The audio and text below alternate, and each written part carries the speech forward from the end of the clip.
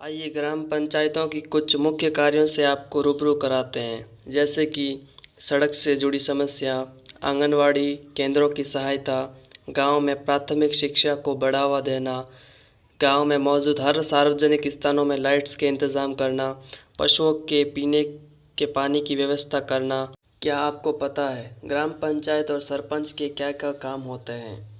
गांव के विकास और उसके बेहतर रखरखाव के लिए हर साल केंद्र और राज्य सरकार की तरफ से ग्राम पंचायतों को लाखों रुपए का राशि दी जाती है। ये पैसे वहाँ के अलग अलग कार्य जैसे साफ सफाई, पानी की समस्या, पेंशन की समस्या और पक्के घर और उनके निर्माण के लिए दिए जाते हैं। गांव में सिंचाई की सुविधा को बेहतर करना भी प्रधान के कार्य के अंदर आता है।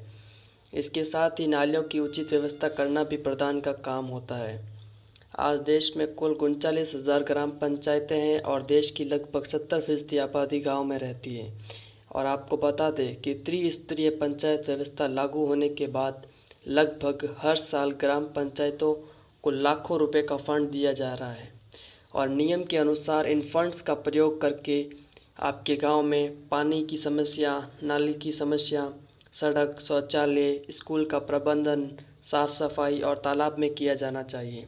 इस वक्त गांव में विकास और उसके सशक्त बनाने के लिए पूरे भारत में ग्राम स्वराज अभियान का आयोजन किया जा रहा है, जिसके गांव में लोगों को ग्राम पंचायत और प्रधानों के बारे में जानकारी दी जा रही है।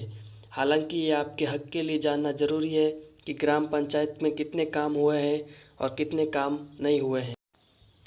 आइए आपको ग्राम पंचायतों की कुछ मुख्य कार्यों से आपको रूबरू कराते हैं। इसके 5 कार्य जो मैं आपको आज बताने वाला हूँ। पहला कार्य, सड़क से जुड़ी समस्या।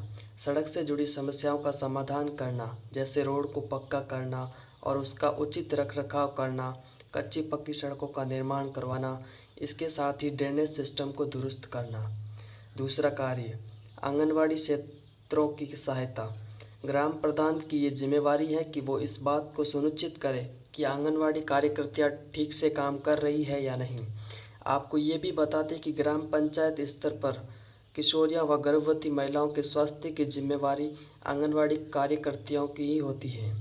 तीसरा कार्य, गांव में प्राथमिक शिक्षा को बढ़ावा देना। गांव में प्राथमिक शिक्षा को बढ़ावा देने के लिए हर संभव प्रयास करना, जिसमें रैली और सभाओं के आयोजन भी शामिल है। इसके साथ ही गरीब बच्चों के लिए मुफ्त शिक्षा की व्यवस्था करना भी ग्राम पंचायत के अंदर आता है। चौथा कार्य, गांव में मौजूद हर सार्वजनिक स्थानों में लाइट्स की व्यवस्था करना।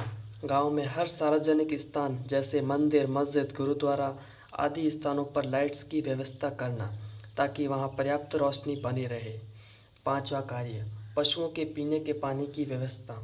गांव में मौजूद हर प्रजाति के पशुओं के लिए पानी पीने की व्यवस्था करना। कृषि कार्यों में भाग लेना और लोगों को जागरूक करना। कृषि क्षेत्र को बढ़ावा देने और किसानों को जानकारी मुहैया कराने की कृषि गोष्ठी का आयोजन करना और उन्हें नई नई जानकारियाँ देना। गांव में किसी भी प्रकार के मतभेद को दूर करना, खासकर सामुदायिक दंगे, और गांव में भाईचारा और दोस्ताना का माहौल बनाना। गांव में हर सार्वजनिक जगहों पर पेड़ लगाना और हरियाली लाना, साथ ही दूसरों को भी इसके लिए प्रोत्साहित करना। जनगणना जैसे कामों को आसान बनाने में मदद करना, जैसे जन्म, मृत्यु, विवाह आदि का रिकॉर्ड रखना। बच्चों के लिए मैदान से लेकर खेल की सामग्री तक उपलब्ध कराना, जिसमें उन्हें खेल में प्रोत्साहन मिल सके और वो आगे बढ़ सके। मछली पालन को बढ़ावा देने के लिए मछली पालन की सभी योजनाओं के कार्यों को उचित ढंग से करवाना। गांव को स्वच्छता अभियान के तहत गांव के लोगों को शौचालय के प्रयोग के प्रति जागरूक करना और शौचालय का उचित रखरखाव करना सिखाना। गांव की हर लड़कियों को बेटी बचाओ बेटी पढ़ाओ स्कीम के तहत शिक्षा मुहैया कराना। गांव में पशुपालन को बढ़ावा देना और साथ में डेयरी की भी उचित व्यवस्था करना।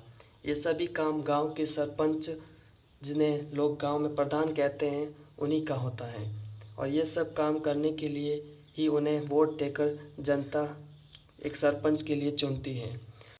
सरपंच और उप सरपंच अगर ठीक से काम नहीं कर रहे हैं तो उन्हें पद से हटाया भी जा सकता है।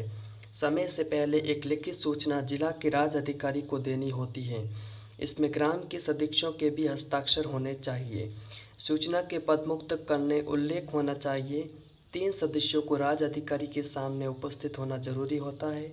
सूचना देने के बाद अधिकारी 15 दिन बाद गांव में आकर वोट करवाएगा। उसमें से 2/3 वोट देने पर सरपंच को पदमुक्त कर दिया जाएगा।